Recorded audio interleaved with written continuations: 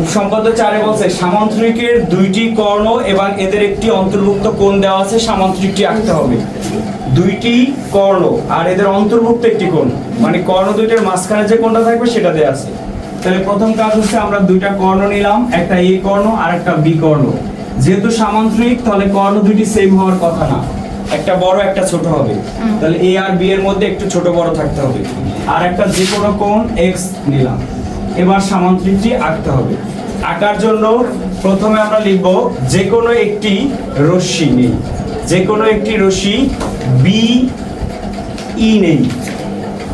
B থেকে কর্ণ এ এর সমান করে, কর্ণ এ এর সমান করে বিসি কেটে নেই। কার সমান করে কাটলাম? এ এর সমান করে। কর্ণ এ এর সমান করে বিসি কেটে নেই। বিসি কে সমদ্বিখণ্ডিত করব। বিসি কে কি করব?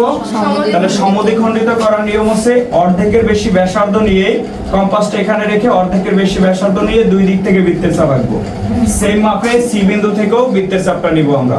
তাহলে দুই দিক থেকে আমাদের সমদ্বিখণ্ডক হয়ে যাবে। এইবার এই যে বিন্দু আর এই বিন্দু স্কেল দিয়ে ধরে আমরা যদি চিহ্নিত করি তাহলে এই মিডল পয়েন্টটা হবে এটার সমদ্বিখণ্ডক।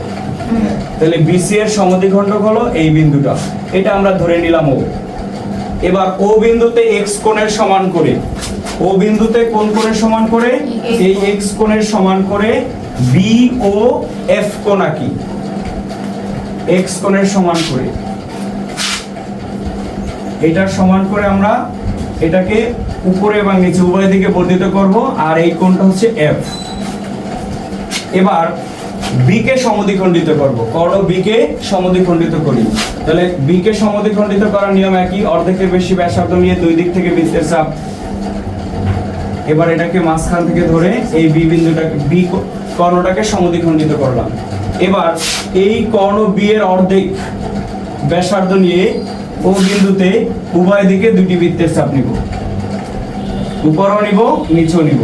তাহলে এই কর্ণটাকে এ ও ডি বিন্দুতে ছেদ করে এবার A B A C C D B D যোগ করি, তাহলেই এ বি সি ডি উদ্দিষ্ট সামান্তরিক।